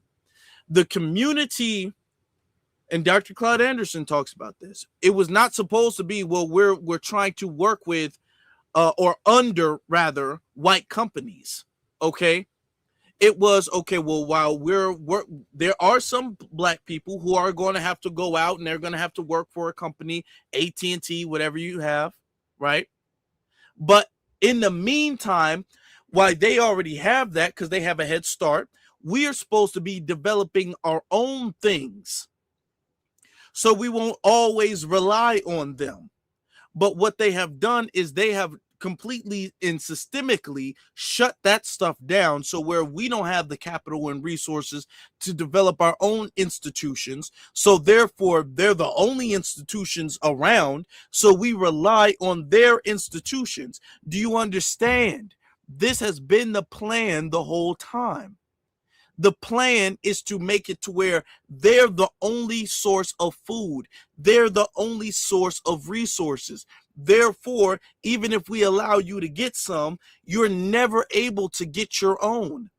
So you always have to come here. So you will forever need some DEI or some affirmative action or corrective thing. You will forever need that because we will never allow you to branch off. Okay?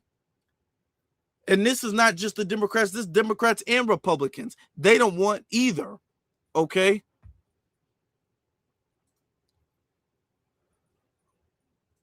What is up with all of the trolls? What is going on tonight? Okay. Last 9 months. So yes, there have been so many opportunities that have been opened from those programs that are now being dismantled. Also, there's like a glass ceiling, right? Yeah, you might be able to be in a leadership position as a Black woman, but you're not going to have that top leadership position more than likely. And then on top of that, I've seen so many, I work in Hollywood, I've seen so many Black women that were at the top of their field. Like they get like 1 year, 2 years, and they're just thrown out. They're just like almost like a trend to say like, oh, look, we view you guys as human. Psych, actually. So it's like, while you might wonder like why these people aren't hiring people, they're trying to hire as many people as possible, but then as soon as they're wiped away, like those people have to struggle to stay as well. And it's hard when there's no support system, you know, because then you're just left in a white space and you're supposed to just do your boss's job that they've been doing for 20, 30 years that you've only been doing for 2 or 5 years because people just like switch us out like we're nothing. So I think that's like a bigger institutional issue, you know what I mean? Like, well, yeah, you can go. Sorry. Because the thing for me about it, I am actually pretty pro-Black, right? I love Black people. Amen. I love the Black community. I really do. I think one of the worst things that ever happened was DEI, because now, as you said, we end up in white spaces where we are not that appreciated, and we are taking away some of our top minds, our smartest Black people, our most, you know, high accomplishing Black people, and we're putting them in white spaces. I where work they, on Black shows. How so? I stay May I ask, how are you seeing that that's happening? For instance, the women that you said were let go, right? How many of them could have started their own company? How many of them, instead of forcing their way into a company that was run by a white man, they could have started their own company, created competition for that other company, and hired a bunch of us in this room? Instead, the goal now, and this is my whole thing with civil rights in general, the goal became, instead of let's focus inward, it's let me focus on this white goal as the peak of what Black success can be. No, I agree with you completely. That's why, like, even though, like, Zeus Network, it's very controversial. It's, like, the stuff on it, you know, maybe isn't the best for Black people. But what I love about it is that it's Black people continuing to invest into Black media and repping their brand endlessly. And it's like, that's what we need to start doing. That's what I've learned from working in Hollywood, because it's like they use you for your stories. And, like, our stories are universal. They're beautiful and they're incredible. And you can't tell me that my story is a trend. That's crazy. One thing that really... Now, here's how she contradicts herself, the woman and the white. She contradicts herself because she says, well, you know,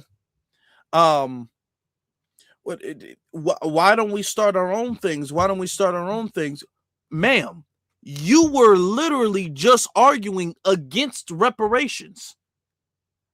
You were trying to be a reparations denier, an anti-reparationist. You were the one arguing against that. That would have been the resources that we would have needed to create these things.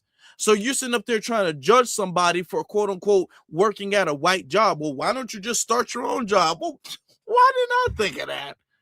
Why work at Walmart when I can just build a Walmart? Duh. Why didn't I think of doing that? Why? I don't understand why am I working at Hollywood instead of building my own Hollywood? Oh my God, that's such a simple answer. Okay. I'm going to just save up a couple of paychecks and then just buy a Hollywood, build a Hollywood. Duh, thanks. No, it don't work that way. No, it does not. You're sitting up there denying us getting our rightful resources, the resources that have been indebted to us. Okay, that's what you're doing. And then you want to talk about we should start our own. And see, this is the thing when it comes to the quote unquote conservatives, the Black conservatives. They all, we shouldn't rely on the government. We shouldn't rely on the government. We should do for self. Okay, great. Okay, well, why don't we just get the money that's owed to us? I don't see why we need the money that's owed to us. Okay, well, what are we gonna do? You don't want us to get what is owed to us for us to build it. But then when we get a job, you judging us for getting a job. So with these people, it's a lose-lose scenario. There's nothing you can do. And this is the thing. This is why there should be no party loyalty, because none of these people, and they're all representatives of their own party, whether that's the left or the right, none of these people are making any sense. They're contradicting each other left and right. None of these people, when you really listen to them, have the best interests of us at heart. None of them do. They're all speaking as if they do. They're all saying that they do, but they're really regurgitating DNC or GOP talking points. They have what's in the best interest of their political party under the veil of pro-blackness, because they're trying to construe what pro-black is and make it connected or tethered, if I could use that term, tethered to what the political party is doing.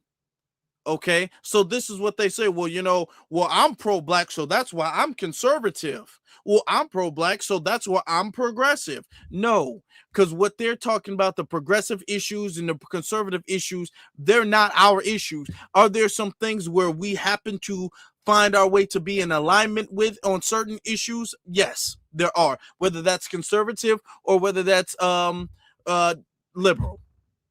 Yeah. But are you going to say our entire platform is liberal? No. Is our entire platform conservative? No. But you're voting and vouching for their entire platform. And anything that they say, you're standing for, because you don't have your own independent mind. You don't care about the community freely. You don't want the community to be free.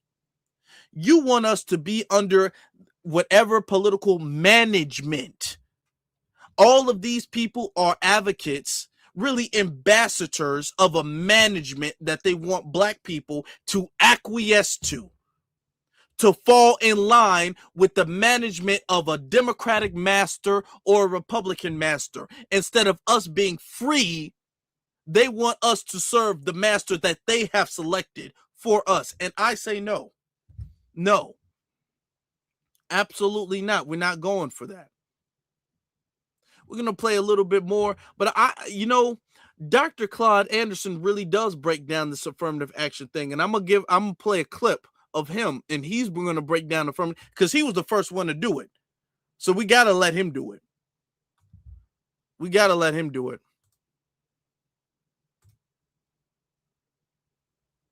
Is important to me. So I actually made a whole video about the affirmative action changes, right? One thing that people are not paying attention to is the actual results that have been happening. So for instance, in Florida, after the books, everyone was scared about they're taking out our books, our history books. There have been multiple black libraries opened so that those books have a place to exist, because I've been frustrated that we as the black community decided that the overall American community needs to focus on teaching us about us. Yeah. The Native Americans don't do that, they teach themselves. The Jewish people don't do that, they teach their kids themselves. The Latino, everyone focuses on themselves except for black people. We're the ones that demand that the general American history focus in so heavily on black history and try to basically lump us in or pull us in as a general, part of the American society, which I'm fine with. I'm an American, I'm not anything else. But if we want our kids to learn about critical race theory from our side, let's teach them about the inventors. Let's teach them about the doctors. Let's teach them about the entrepreneurs, not just slavery and things of that nature. And let's not just beg for a space at a white table. We can build our own tables. This platform right now proves that black women can build their own tables and give other black women a platform. Why do we keep needing other people to validate us? I don't disagree with you. Everything she said, I agree. We need our own stuff. We can have our own platforms. We do have our own platforms, our own channels and all that stuff. You're going to say that on one side of the argument when we talk about being allowed in certain spaces. But then when we talk about us being repaid our debt so we can build this stuff, you say, well, we're not getting reparations. We need to do for self. Anytime it comes for reparations, and this is why you can't take anything they say serious, because they'll be on whatever side is opposite of what we need to be on. When we talk about, okay, well, we need to do for self. Okay, well, let's get our reparations. Nope. So what are we going to do? It's damned if we do, damned if we don't. Now, here's the thing. I'm not saying we can't do a whole lot before we get reparations. We have and we can. There's a lot we can do before we get reparations. Notice I'm not saying if we get reparations. I'm just saying before we get reparations. You got to choose your words carefully.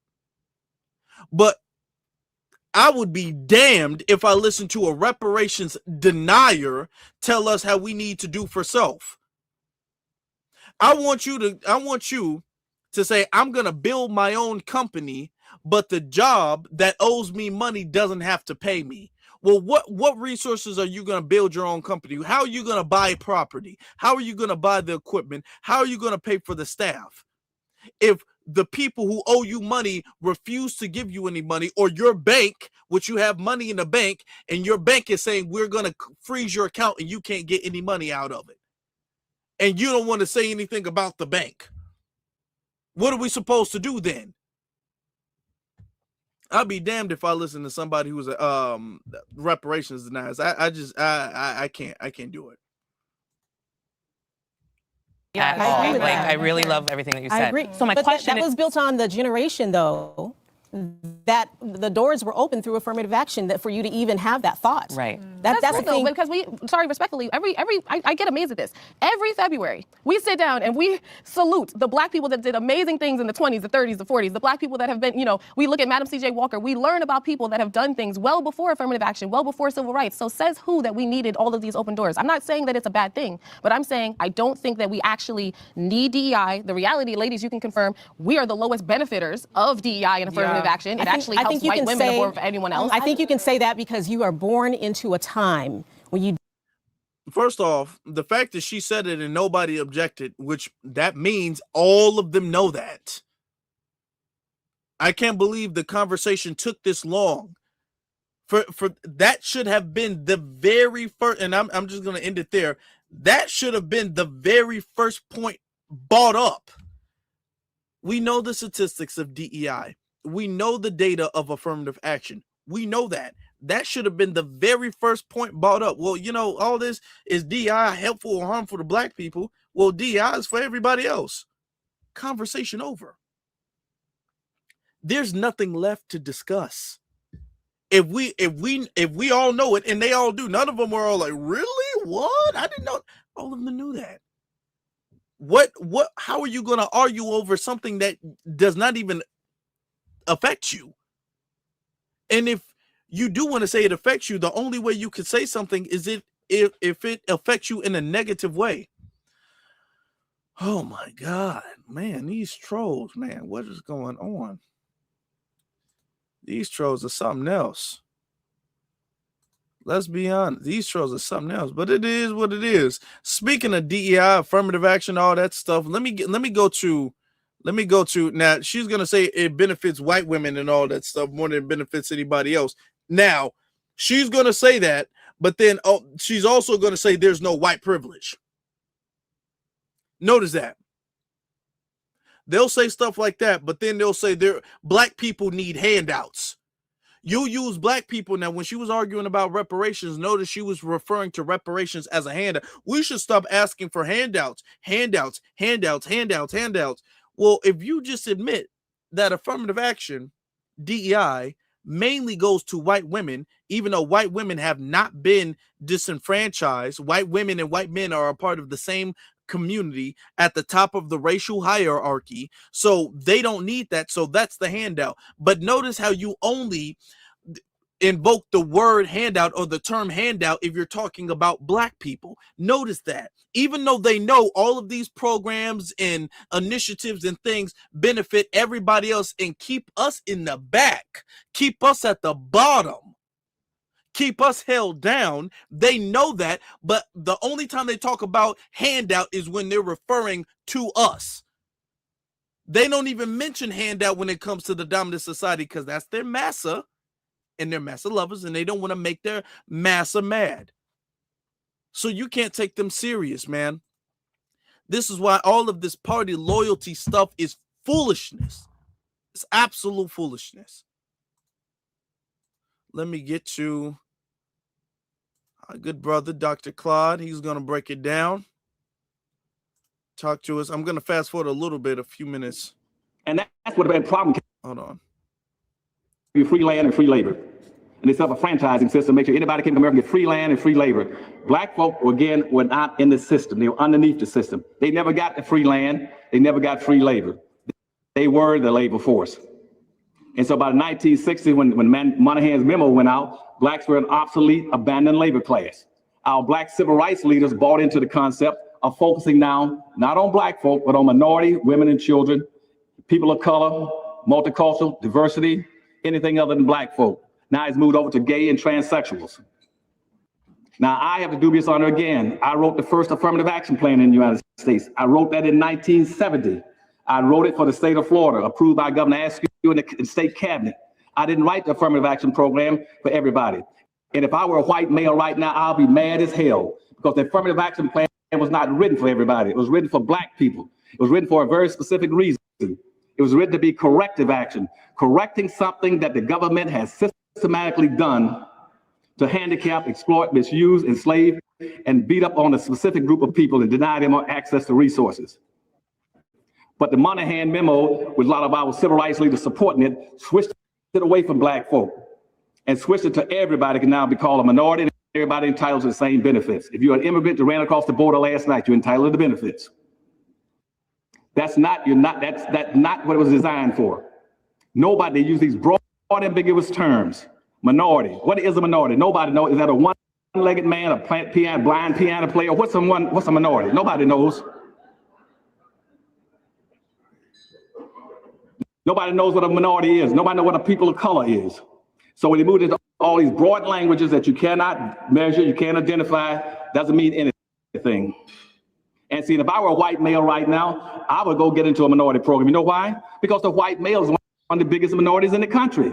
He's entitled to go into every minority program you got and get what he needs out of it. We had a Pakistani came up to Washington, D.C. The University of Maryland did the same thing. He was a Pakistani. He went through Africa and came into the United States, and he said he was an African American.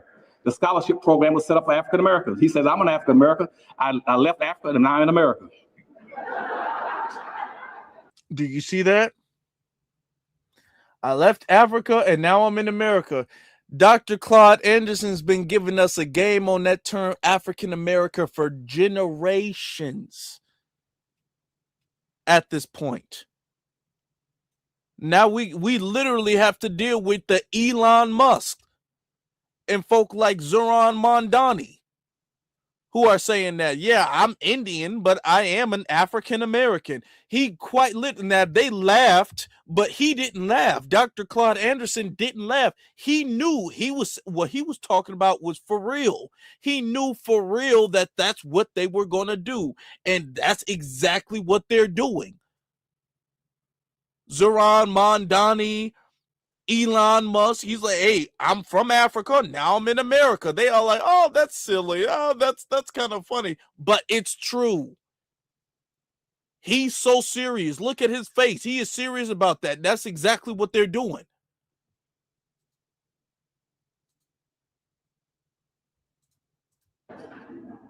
He's absolutely right. And all my white friends right here, over here, all of these are African Americans. You know why? Because the first human beings on earth were in Africa. All people radiated out of Africa. Every white person is an African American if he lives in America. He's got African blood in him. It might be go back some quite a distance, and a lot of us even closer than that back in the 1880s. So everybody's an African American. Nobody knows what it is. You can't measure it. And so when we get through the civil rights movement, they asked them, so blacks, what do y'all want? What are you marching for? What do you want? And our civil rights leaders incompetently said, we want something that we can't measure. We want equal opportunity. And so the white community says, abracadabra, you got it. What else do y'all want? They say, well, we want equality. They say, abracadabra, you got it. They said, what else you want? We want freedom. They said, abracadabra, you got it. Now get the hell out of here and don't come back anymore. They didn't get anything. The civil rights movement got nothing. And every time they got a march, they're marching to Washington, you can ask them, what is it that you're marching for? They're not marching for anything. There's no connection between them marching and getting benefits. And I'm not around my time, so I'm gonna start getting talk about some solutions. I lost track of my time, how much time I got. They only gave me a half an hour. Am I okay? Oh, he said I got the time. Okay. So what I'm saying to you is that we got to stay away from these very broad, ambiguous terms, because these very broad, ambiguous terms have been used by our own people, not whites, but black organizations, to stifle and bamboozle their own people. I'm sorry to say that because most of them are my friends. And I go to them, I said, come here a minute. I said, come here a minute, son. I said, what are you? He said, who are you with? He said, I'm with the NAACP. I said, what's your goal and objective? Who you represent? He said, I represent poor people and minorities. I said, okay. I go to my friends in the Urban League up there in Washington. I said, who do you represent? They said, we represent diversity and multicultural. I go to Jesse and I say, who do you represent? He said, I represent the rainbow. I said, who in the hell represents black folk?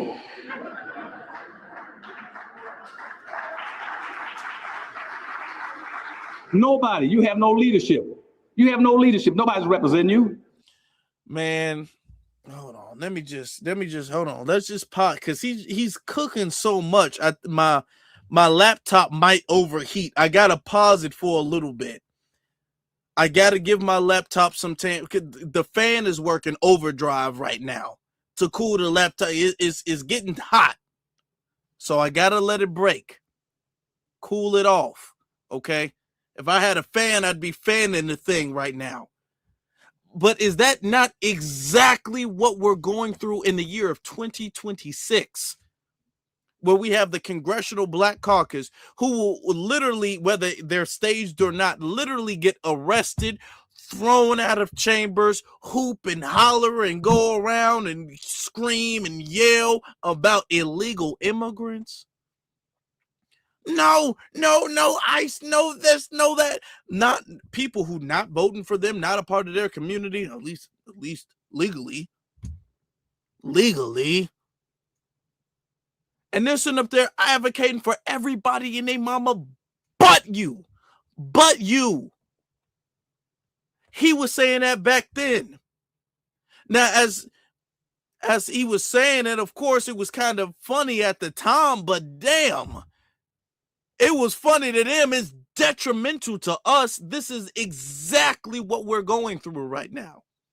Okay. And these will be the same people who are like, well, yeah, we got to do things for people of color. We got to do things for a minority and have a multicultural coalition of black and brown and yellow and all of this stuff. This is exactly what we are going through. I just wish it didn't take us this long, honestly. I mean, we're on the right track. I have hope. But, bam, think about where we could be, the community, the state the community could have been if we had the knowledge we do now, the willingness to succeed and learn and empower ourselves that we do now back then. Just think about that. Let's let them cook. I think the laptop's cooled down enough. We can let them cook some more. We ain't gonna play the whole thing. It's like a whole nother 20 minutes. So we're just gonna play a little bit more. Abandoned. And even I did the Powernomics of the Black Labor Study. I did a study in 1960. In that 1960, we had approximately 103 black elected officials in the entire United States. I did a social discomfort indicator study to find out what the conditions were of black folk were in 1960. I looked at the unemployment rate, the dysfunctional schools, dysfunctional family, joblessness, unemployment, income, everything, median family income. Then I waited 30 years until 1990 and did the exact same study to see what had happened. Why? Because in 1990, 30 years later, black folks' number of representatives in elected office has gone up over 9,000%. I say if black folk have gone from 103 elected officials to 9,000, boy, we must be doing well in the country. I did the same exact study, discomfort indicator study, and found out that not only didn't black folks progress, guess what? They went backwards. They went backwards because there's no connection between putting a black person in office and getting benefits. None of them are gonna do it. As soon as a black person gets elected to office, the first thing you're going to do is violate the sworn oath he just took. He'd swear it over and say, I'm sworn to get in the office to represent those people who elected me to office and serve them. As soon as a black person gets to office, first thing I say is that I'm here to take care of everybody. And so you have no representation. And when I got out of politics, that's why I said I quit. I ran the campaigns for, as I said, for presidents, for governors, for attorney generals, and for congressmen and state legislators and mayors. I wasn't in the campaign. I was a campaign manager for them. I have never run into a black person yet who says, I'm going to represent my own people and take care of them once I get in office. They won't do it. That's not white people against you. It's your own people who won't do the things they're supposed to do for you.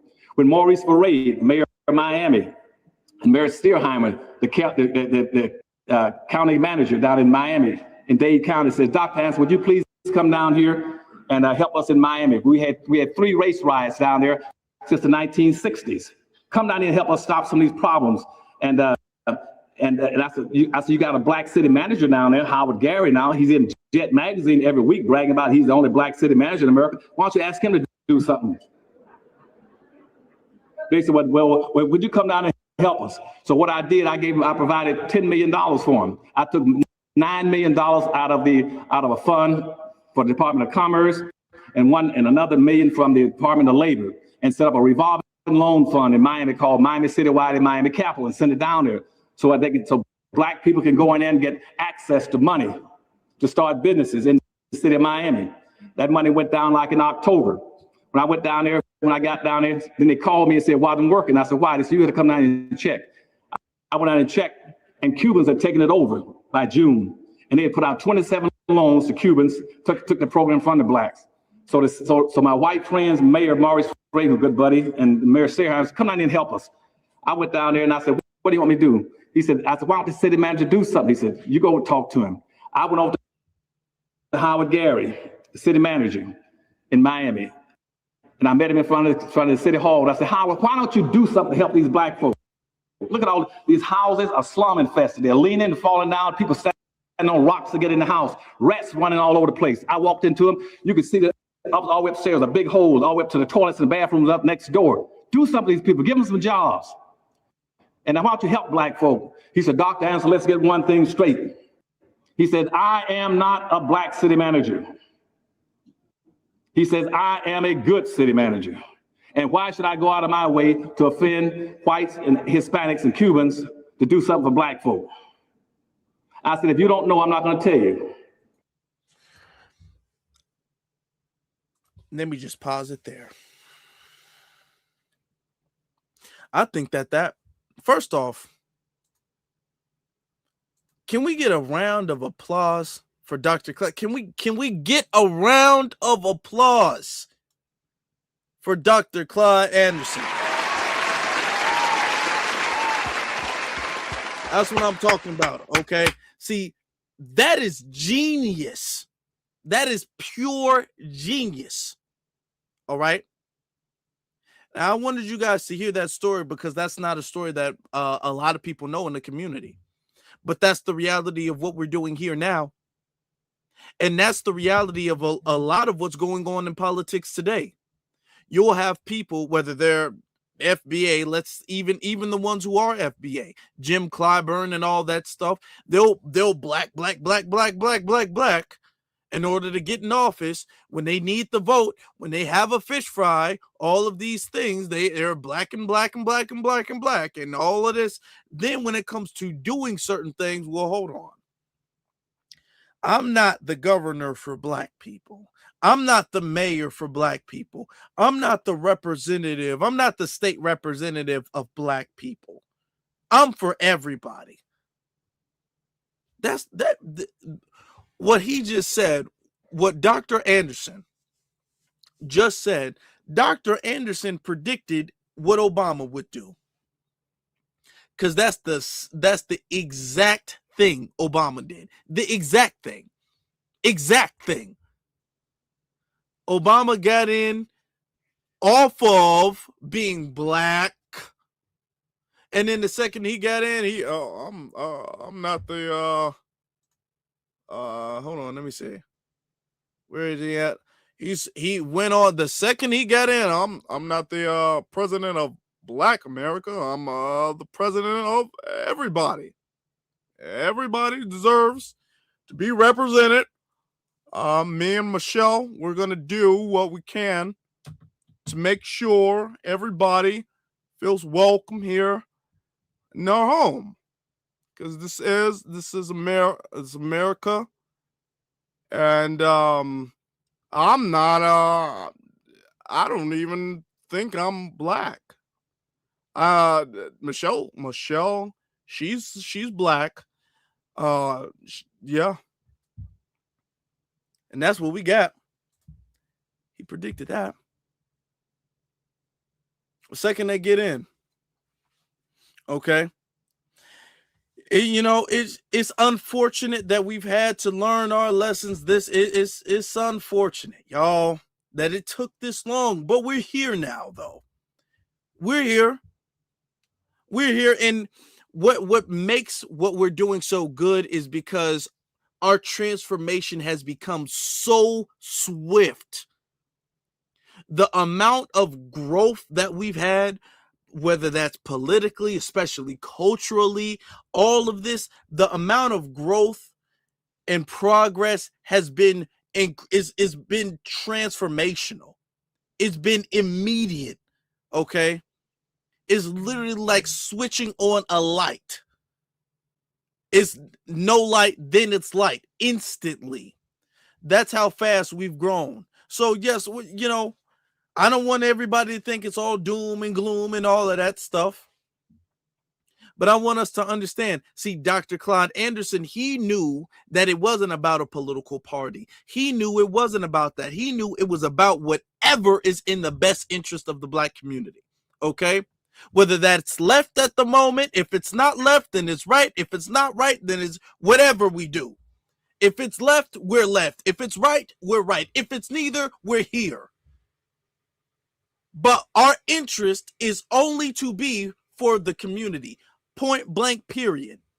Okay? And whatever decision political we make, whether that's voting or not voting, is for the best interest of the community. Okay? When people talk about you voted for the couch, what do you think you're going to get with voting for the couch? Voting for the couch was in the best interest of the community. And I've not seen a person who has convinced me otherwise personally. Voting for the couch, to me, in my opinion, was in the best interest of the community. And until we see a politician, which, spoiler alert, might be coming up soon, until we see some politicians who are willing to meet our demands fully, not compromise, not I'll meet you here, but I can't go there, fully meet our demands, the couch is the best option. And I don't feel the urge to get up off this couch one bit. Not one bit. Okay? Because that is what's in the best interest of the community. Okay? Everything we do, vote, not vote. Save, not save, spend. Work over here, not work over here. Everything we do needs to be for the best interest of the community. Everything I do, everything you do, everything we do together. It's all together. Everything. This is why we're here, y'all. All right? I'm gonna let y'all know you guys are going to definitely see more stuff like this, more, I guess, panels, so to speak. Watch.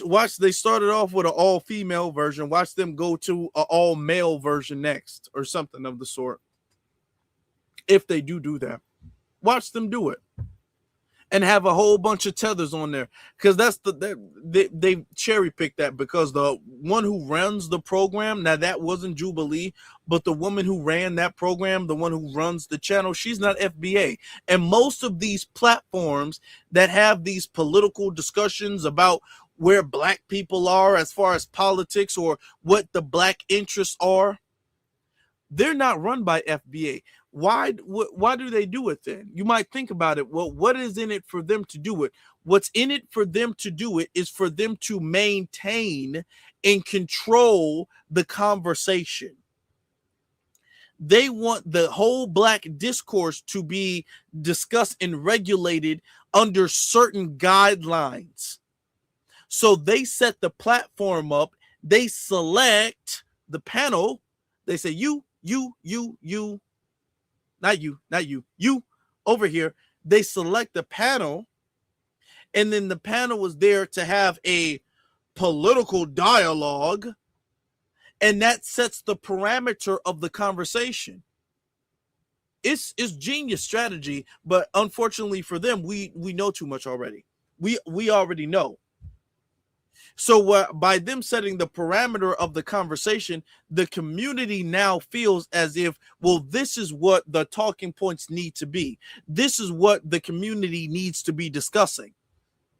Okay, whether that's DEI or black on black crime or abortion or conservatism or something like that, whether it's all of these things, reparations is not to be there. Notice that both the conservative group of the panel and the liberal group both seem to kind of be in alignment with reparations. Interesting. Neither one of them really stopped and vouched for reparations. Neither of them did. Okay, both of them were all like, hey, we're not going to get reparations. That was said on both sides. So the people who have selected these panelists to be on this panel, they're doing that as a form of programming. This is why we do what we do here. They're trying to program the society to view black issues in the guise of whatever they see the panelists discuss. So if the panelists are discussing black on black crime and DEI, they think that those are the black issues that need to be discussed, not reparations. If they see both on the left and the right, or the conservative and liberal, that reparations seem to be unfeasible and it's not a topic worth discussing, then to the programmed mind that will be listening to that, they will agree. They will say, you know what? Okay, well, I guess reparations is not need to be discussed right now. What we need to be discussing is DEI. That's why. That's why. This is why what we do is so important. Okay? Because we are the true voices of the community, not them. And we are the counter programming to their indoctrination of anti-blackness, whether that's Republican or Democrat. Either one. Let me get you a few more of these super chats. A few more. Hold on. Where is it at? Tell Like It Is says, nothing more enjoying than on a stable of torching tethers, stable of touch swirlers, jaw jacking. Yeah, there's not annoying. Yeah, I said enjoying. It's annoying. It's Lord, I had to, first off, the whole thing was like an hour and a half. I had to speed it up, and I only played, I don't even know how much I played, but I didn't even play the whole thing. I didn't even play for you all what I have, and I didn't even play the whole thing. It was too much. It was unbearable. I didn't want you guys to like lose any brain cells, so I just had to fast forward to the important parts. Okay. Note Dead says, remember, everyone needs pay to play. B1. Yeah, that's true. That's true. You want to pay, you want to play, you got to pay. And that's how we treating everybody from now on. Point blank, period. Okay. Kobe Thanos says, victimhood and main character syndrome. No one cares. No reparations ever. The movement to stop it isn't going anywhere. No reparations ever. The movement to stop it isn't going anywhere.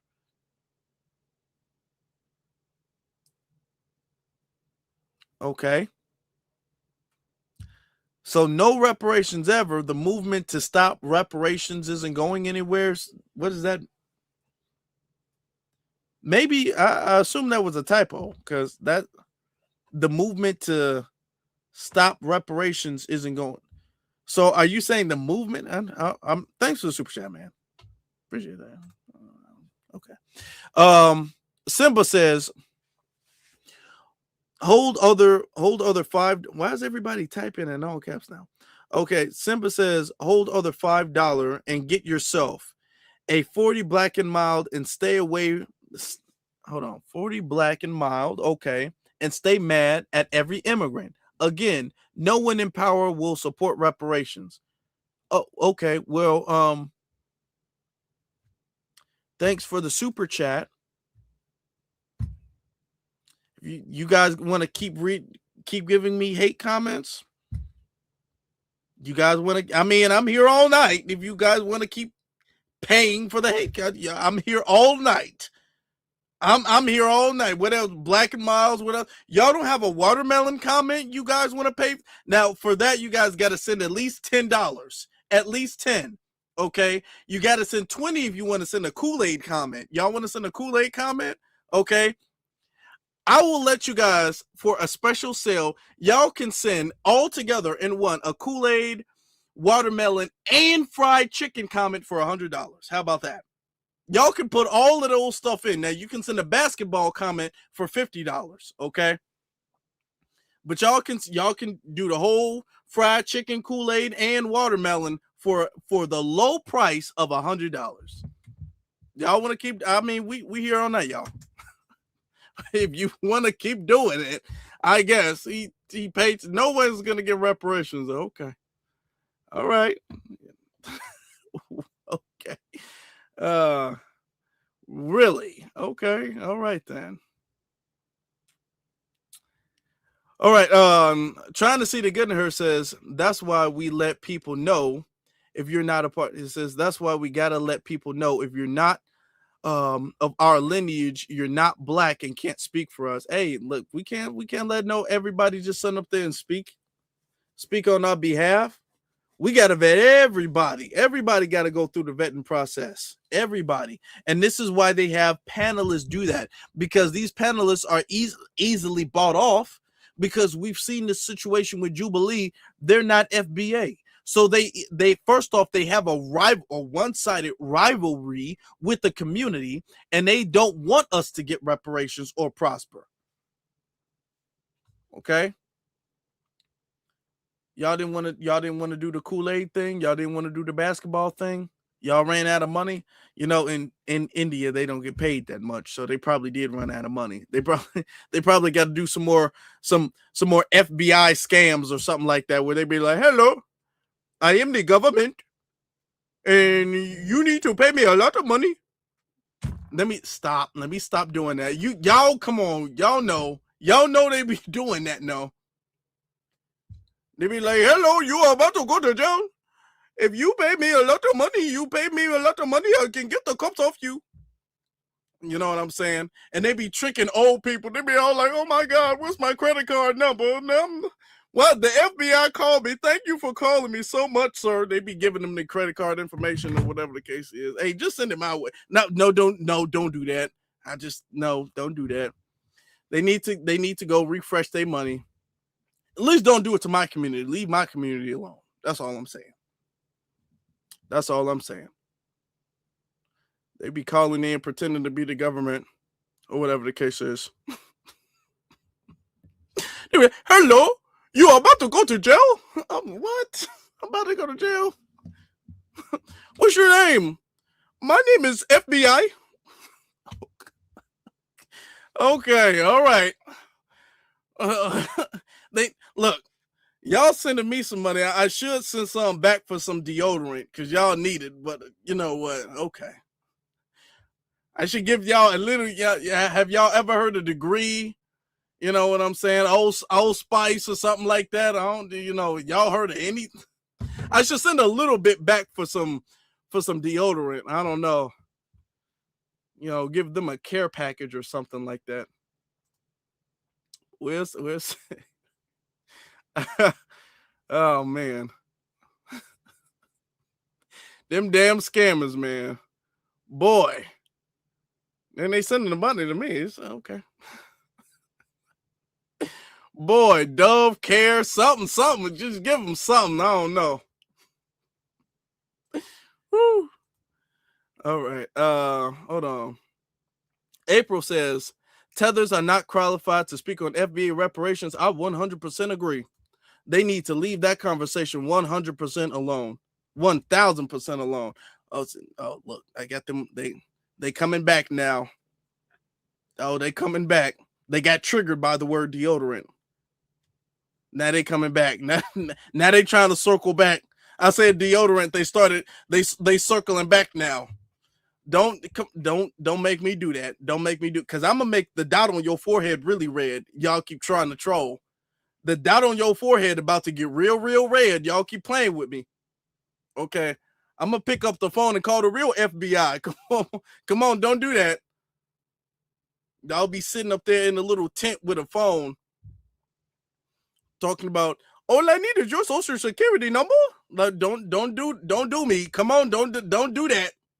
Don't do that. Come on now. Y'all gonna mess up the deodorant I was about to say. I was trying to be nice. Now I'm not thinking about sending you no deodorant. Okay. I was gonna give you the ones you can spray. Y'all can't even get the spray ones no more. Okay. So y'all need to pipe down while still on the table. Y'all need to chill out. Okay. Y'all too broke to troll. Y'all ain't sending no super chat. Y'all too broke to troll. Calm down. Don't y'all got a security card, a social security number to grab? Send up there in the chat room. Y'all need to be back at work. Okay. Now if I go tell Abdullah, he gonna be mad at y'all. Send up there trolling me. Y'all can be getting social security. Don't do that. I'm not endorsing that. YouTube gonna be like, ban them. No, I'm not saying that, but I'm just saying. Come on. Get back to work. Oh boy. But I think that concludes tonight. There's a lot of y'all over here, something like that. Are y'all on break? I don't know. I don't care really. But family, I appreciate y'all. We got some good stuff coming up for y'all this week. We really do. So y'all make sure y'all hit that like button. Okay. Even y'all can hit it from India. Hit that like button, hit that subscribe button. If you guys enjoy the content that we make here, I would greatly appreciate that. Y'all hitting these buttons, and y'all hit the notification button. And then let me know in the comment section what you all thought tonight. Let me know that in the comment section. Greatly appreciate every single last one of you all for that. Now, as always, we discussed we are always for our community, steadfast, point blank period, no exceptions, no compromises. All right. Like first as always, and family, you all stay blessed.